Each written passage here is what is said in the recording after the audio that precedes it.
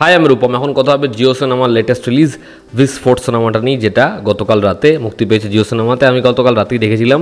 কেমন লাগলো এই ছবিটা? ছবিতে মুখ্য চরিত্রে অভিনয় করেছে ফারদিন খান এবং রিতেশ দেশমুখ, আর এই ছবিটার পরিচালক হচ্ছে কুকি গুলাটি। তার গুলাটি ভরা ছবি নিয়ে আমরা আগে কথা বলেছি, যার মধ্যে অন্যতম হচ্ছে প্রিন্স, যার মধ্যে অন্যতম ধোকা, রাউন্ডি কর্নার, বিগ বুল। এই ছবিগুলো তিনি বানিয়েছেন। তিনি কখনোই খুব একজন ভালো পরিচালক নয়, তবে এই ছবির যে প্রডিউসার, ছবির যে ক্রিয়েটিভ টিম, সেটা ভালো ছিল।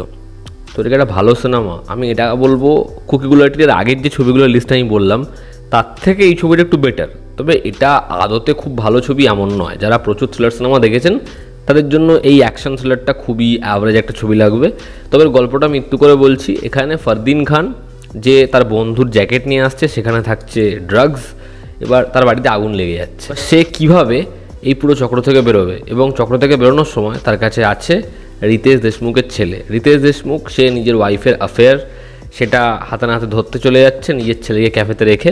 যার কাছে রেখে যাচ্ছে সেটা হচ্ছে ফারদিনের গার্লফ্রেন্ড। এবার যারা অ্যান্টাগনিস্ট তারা এদেরকে কেন ছাড়বে? এর থেকে বেশি জানতে হলে জিও সিনেমাতে যাও, কি ছবিটা দেখো। ছবির পজিটিভ দিক, নেগেটিভ দিক। ছবির প্রথম পজিটিভ দিক হচ্ছে এই ছবিতে প্রথম যে 30-40 মিনিটের যে সেটআপটা, সেটা বেশ ভালো লাগে, এবং সেখান থেকে আমাদের ইন্টারেস্ট গ্রো হয়। তো সেখান থেকে আমাদের এক্সপেকটেশন বাড়তে থাকে। তৃতীয় হচ্ছে ছবিটা কিন্তু কখনো আমাদের বোর করে না। ছবিটা 2 ঘন্টা রুদ্ধশ্বাস বেগে চলতে থাকে এবং ছবিটা ফাস্ট পেসড। থার্ড হচ্ছে এখানে ফারদিন খানের পারফরমেন্স এবং রিতেশ দেশমুখকে দেখতে যেরকম লাগে, ফারদিন খানকে এখানে বেশ ভালো লেগেছে এবং সে পারফরমেন্স যথেষ্ট ভালো দিয়েছে। আর একইভাবে রিতেশ, তার ক্যারেক্টারটার জন্য আমাদের কষ্ট হয় এবং তার লুকসটা খুবই ভালো। এছাড়া যারা ছিল প্রত্যেকে নিজের জায়গায় ঠিকঠাক অভিনয় করে। ছবির মেকিং খুব ভালো, কারণ এই ছবির যে ক্রিয়েটিভ টিম সেটা খুব স্ট্রং। তো ছবির মেকিং ভালো, হ্যান্ড হেল্ড শট যেরকমভাবে তারা লুক অ্যান্ড ফিলটা ট্রিট করেছে, যেরকম বহু জায়গায় তারা ওয়ান টেক শট রেখেছে, এবং পুরো ছবিটা আপনি দেখলে বুঝতে পারবেন ছবির রিচ টোনটা খুব হাই। তো ছবির কালার, লুক, লাইটিং, যেরকমভাবে বললাম আমি, সিনেমাটোগ্রাফি, সেটা বেশ ভালো। ছবির ব্যাকগ্রাউন্ড স্কোর সেটাও ঠিকঠাক, এবং ছবির এন্ড পয়েন্টে যে একটা টুইস্ট আসে সেটা আমাদের ঠিকঠাকই লাগে। তো ওভারঅল আপনার হাতে খুব বেশি কিছু অপশন তো নেই এই উইকে। এই ছবিটা জিও সিনেমাতে গিয়ে ফ্রিতে দেখেই নিন, নাহলে 29 টাকা খরচা করে দেখেই নিন। আমার মনে হয় আপনাদের ঠিকঠাক লাগবে সিনেমাটা। ছবির যদি নেগেটিভ দিক বলি, ছবির নেগেটিভ দিক প্রথম হচ্ছে এখানে জ্যাকেটটা যেখান থেকে পাবে সেটা খুবই কাকতালীয়, এবং সেকেন্ড হাফে এমন অনেকগুলো জিনিসপত্র হবে যেগুলো যেন হয়ে গেল, মানে সেখানে আর বড় চমক বা সাসপেন্সটা যে আনফোল্ড হচ্ছে সেখানে আরও কিছু মজা সেটা আমরা খুব একটা পাই না। এবং ছবিটা যত ক্লাইম্যাক্সের দিয়ে এগোয়, ছবিটা না খুব ধীম গতিতে এবং খুবই লুজ হয়ে যায়। সেখানে আরও জট লাগতো, সেখানে চিত্রনাট্যটা আরও মজবুত হতে হতো এবং গল্পের জোয়ারটাও আরও বাড়তে হতো, যেটা এখানে হয়নি।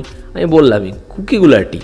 এবং এই ছবিতে যে এই পুলিশ অফিসার, এদের যে দিক সেটা যেরকমভাবে আসে, সেটাকেও না আরও স্পেস দিতে হতো, তাহলে সেটা ওয়ার্ক করতো। থার্ড হচ্ছে এই ছবির ইমোশনাল কোনো পয়েন্ট ওয়ার্ক করে না। আমাদের রিতেশের জন্য খুব কষ্ট হওয়ার কথা, এবং তার ক্যারেক্টারটা এমন একটা জায়গায় পৌঁছে যাবে আমরা সেই চরিত্রটার ভালো খারাপ চাইবো। একইভাবে ফারদিন, এখানে ইমোশনাল ক্যারেক্টার হচ্ছে কিন্তু আমরা হচ্ছে না, তার কারণ কোনো চরিত্রকে স্পেসই দেওয়া হয়নি, রাইটিংয়ে কোনো ডেপথ নেই, যে কারণেই সমস্যাগুলো হয়। এখানে অ্যান্টাগনিস্টের যে দিক সেটা তো জাস্ট আপনি ছেড়েই দিন, কারণ কোনো অ্যান্টাগনিস্ট এখানে এস্টাবলিশ নয়। কিন্তু অনেকগুলো ক্যারেক্টার রয়েছে, যেমন হচ্ছে এই গ্যাংয়ের মধ্যে একজন টিকটকার, যেমন হচ্ছে এই একটা বাচ্চার সাথে সাথে আরেকটা বাচ্চা ফ্রি, পুলিশ অফিসারদের লম্বা ভিড়, সেখানে হুটহাট করে একে অপরকে মেরে দিচ্ছে, আবার একটা গানও হচ্ছে।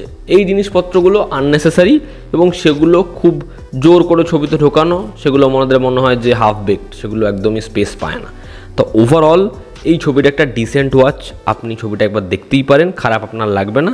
তবে খুব বেশি কিছু এক্সপেকটেশন নিয়ে বসলে গন্ডগোল আছে বস। তো এই ছিল আজকের ভিডিও। ভালো লেগে থাকলে লাইক করো, শেয়ার করো, সাবস্ক্রাইব করো।